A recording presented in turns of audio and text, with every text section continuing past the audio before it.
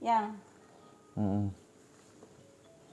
nah, ulila pernah dibawa orang berdebat masalah ilmu-ilmu ketuhanan tuh. Nah, jarnya tuh ilmu makrifah pang. Amun jar kita tuh kayaknya ilmu tasawuf, tapi perbedaannya tuh jauh benar. Kalau kita nih lo belajar tasawuf tuh tujuannya tuh supaya kayak apa kita tuh mengelola hati.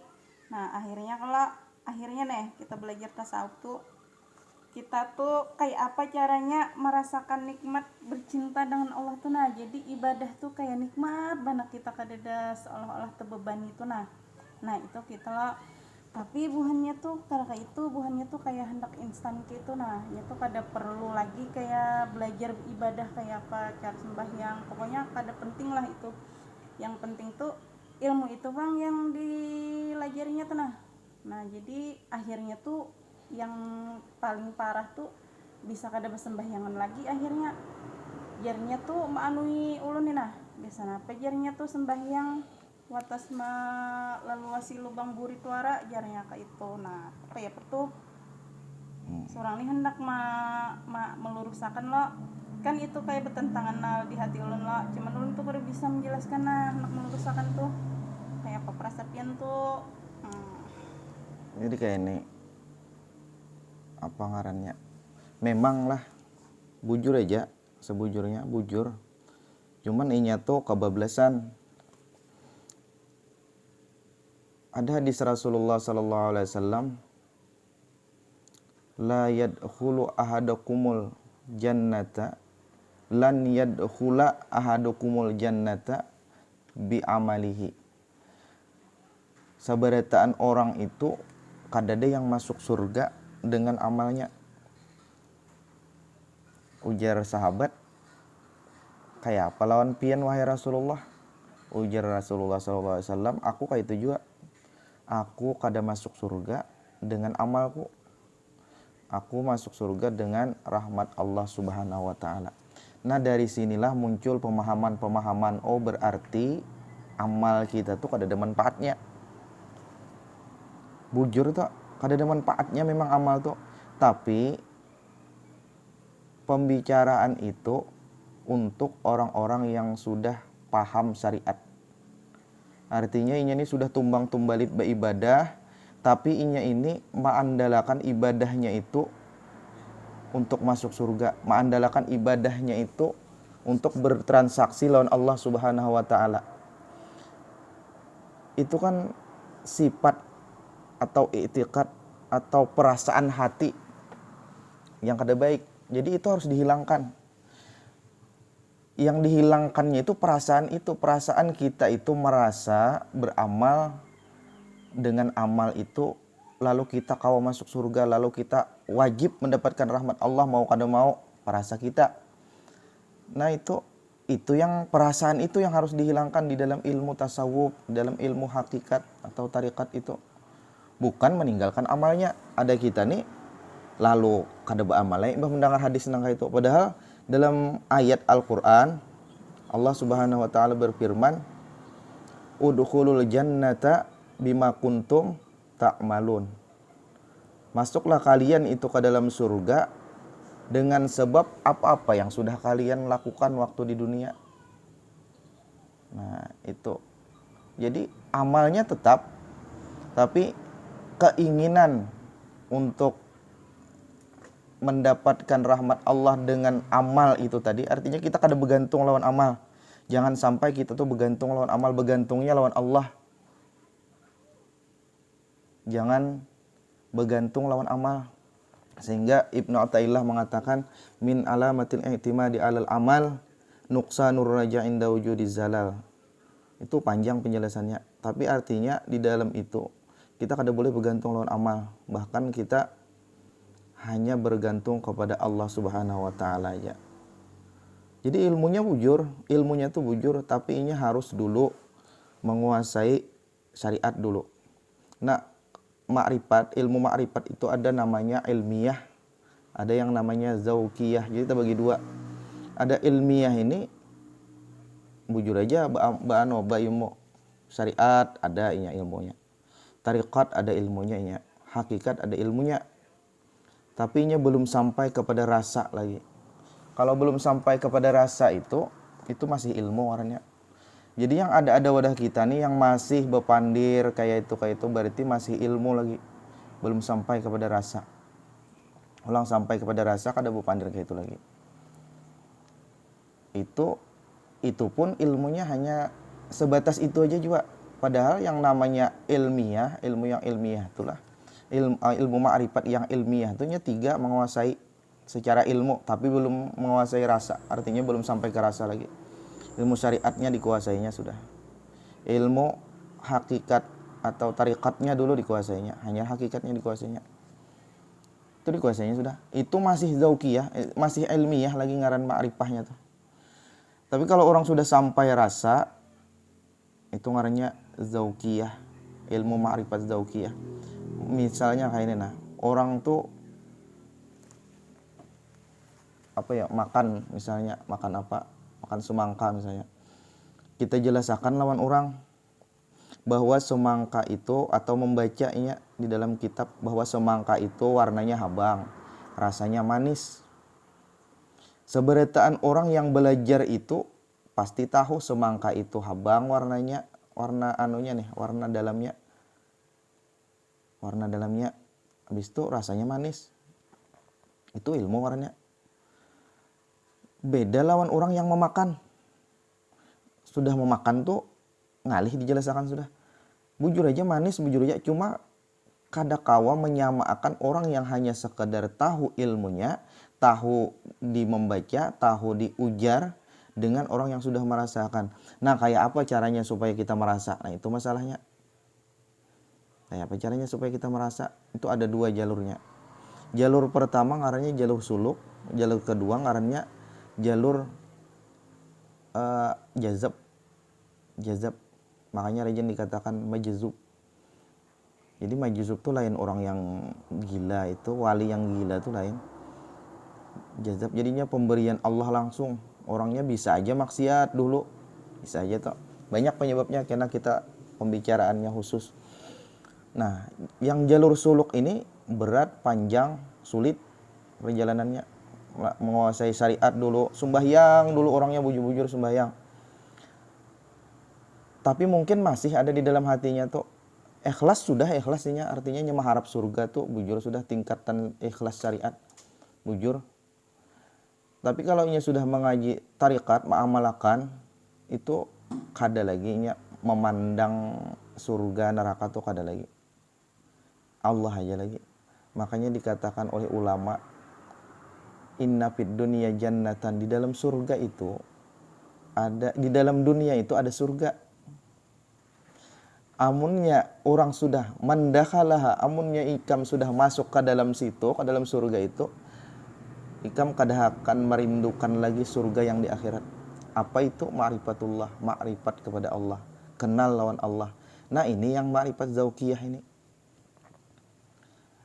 Tapi amunnya belum sampai ke situ, itu ngarannya ma'rifat ilmiah aja. Artinya ma'rifat pandir.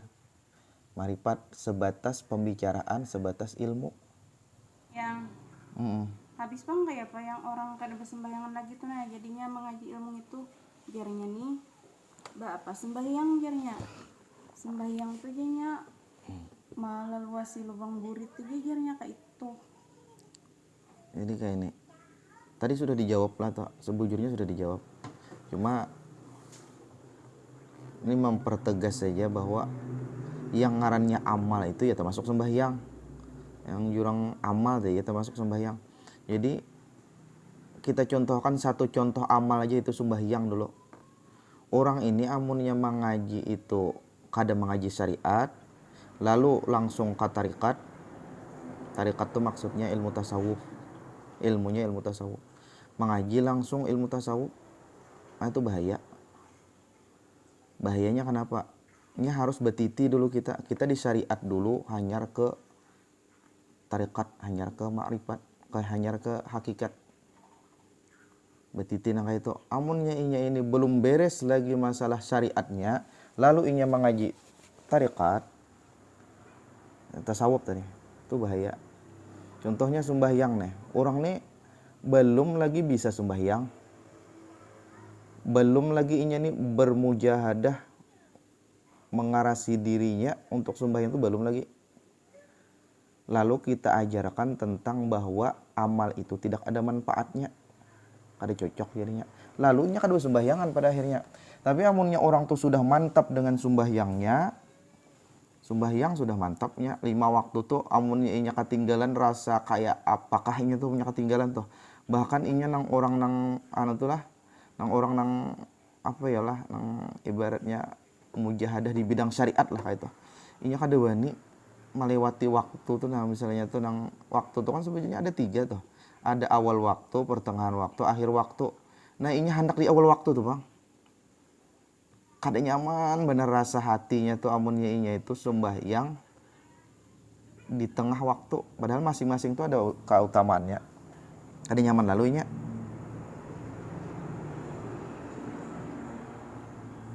Amunnya anu tadi, amunnya sembahyang di awal waktu kada nyaman lalu inya.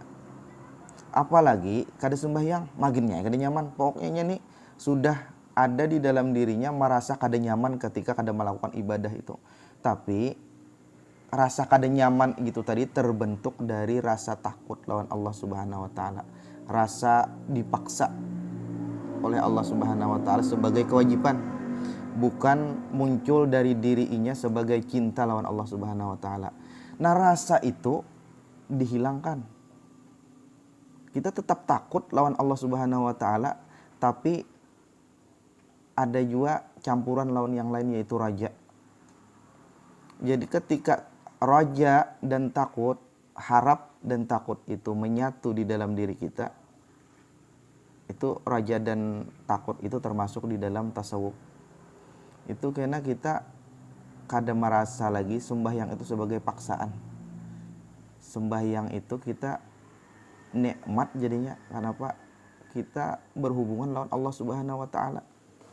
Lain sebagai kewajiban. Nah, orang yang belum lagi sembahyang aja belum lagi nih. Sembahyang aja belum, apalagi sampai merasa kayak itu tadi, belum lagi sembahyang itu. Lalu belajar ilmu nang kayak ini tadi. Kada usah sampai tentang yang bahwa amal itu kada ada manfaatnya, kada usah. Kan ilmunya kayak ini, ilmu tasawuf tuh kayak ini, bahwa amal itu kada ada manfaatnya. Yang ada manfaatnya itu adalah rahmat Allah Subhanahu wa taala. Maka kita ini jangan sampai berpegang teguh kepada amal. Itu ilmu tasawufnya. Nah, ketika ini disambut oleh orang yang kada cukup lagi ilmunya, maka ini kada beramal lagi, kada sembahyang lagi. Tapi ketika ilmu itu disambut oleh orang yang sudah mantap dengan sembahyangnya, bagus inya jadinya. Bagus inya. Kenapa? Inya tetap sembahyang, tapi rasa-rasa tadi tuh hilang dah. Sehingga enjoy orangnya, tapi tetap sembahyang, santai, tetap sembahyang. Kenapa? Khauf dan raja di dalam dirinya tuh menyatu. Artinya sembahyang kada terpaksa. Sembahyang nih sebagai hamba inya, merasa sebagai hamba Allah Subhanahu wa taala, maka inya sembahyang. Bukan sebagai kewajiban. Nah, rasa yang dipaksa itu tadi tuh, itu syariat berarti. Rasa dipaksa itu syariat, kan syariat tuh ada hukum, wajib. Wajib, haram, itu syariat karena. Munnya orang tuh masih merasa dipaksa, berarti syariat. Ketika orang itu hilang rasa dipaksa itu, berarti sudah mencukupi, memenuhi syarat untuk sebagai orang ahli tarikat. Sampai di tarikat sudahnya. Munnya orang belum sampai, iya tadi terbalik jadinya. Terbalik. Sembahyangnya kada, lalu pandir ke sana kemari tentang sembahyang itu kada manfaatnya. Orang yang belajar ilmu syariat itu kulit aja, itu macam-macam jadinya kena. Kenapa? Iya tadi mengaji di fotokopian, di pos ronda pakesahan, gurunya kada paham dia apa-apa juga. Lalu wali-wali nang mengajarkan itu pangjar. Wali-wali itu sidin kada mengajarkan. Sidin itu berkisah tentang pengalaman sidin. Berkisah tentang pengalaman sidin, lalu dicatat oleh murid. Murid ini merasa apa kada, lalu dikisahkan pulang kepada murid yang lain, sampai terus menerus sampai pada kita nih. Akhirnya apa? Yang ada hanya muncul itu aja. Padahal wali-wali itu sidin sembahyang, karena ada sembahyang pang. Palihat kita benar ada sembahyang. Karena apa? Kadang-kadang wali itu mengamalkan humul. Humul itu apa? Supaya dihina orang, oh ini tuh kada sembahyangan itu jangan. Itu wali-wali nak itu kada kau dituruti. Jadi wali nak kau dituruti itu ada, nak kada kau dituruti ada, tapi sama-sama wali juga. Makanya Datu Abulung tuh dihukum mati kala.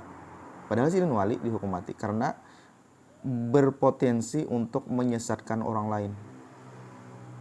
Karena syariat itu wajib dijalankan, tarikat itu wajib dijalankan, tapi hukum di dunia ini kita pakai syariat. Hukum di dunia pakai syariat. Di akhirat kena nang tarikat tuh nyerta pakai nang masalah ikhlasnya, masalah karena kita masing-masing kada tahu nang kita hukum itu adalah apa, nahnu nahkumu bizawahir, kita ini menghukumi apa yang kita lihat. Jadi orang kada sembahyangan menurut hukum Islam didenda, disanksi. Nah, itu yang kita walaupun orangnya wali. Nah, itu. Ya akhirnya kan dihukum mati. Jadi kayak itu. Jadi ada ulama yang wali nang kada kawa diumpati. Yaitu wali yang termasuk yang jazab itu tadi.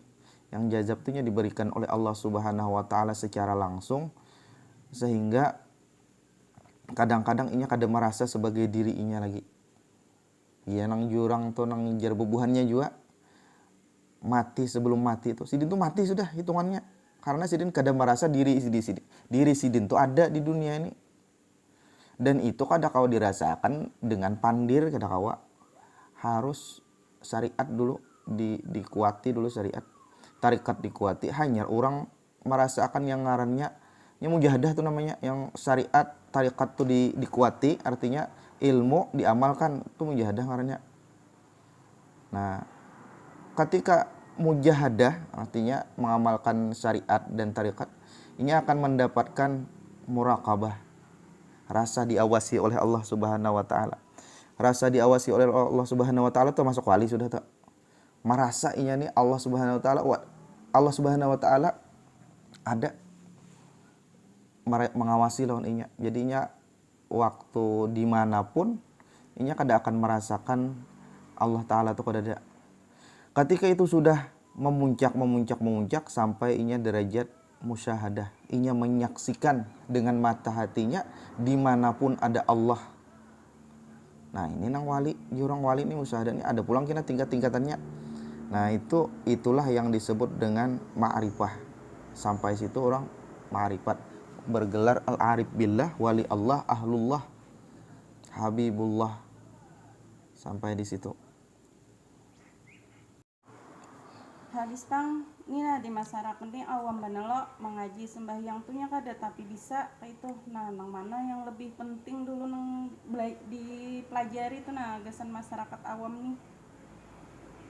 Yang paling penting tuh dulu fikih dulu. Masalah syariat, masalah sembahyang. Itu dulu kayak apa cara sembahyang, kayak apa cara puasa, syarat rukunnya tuh nah. Supaya bujur gawian kita tuh, itu dulu.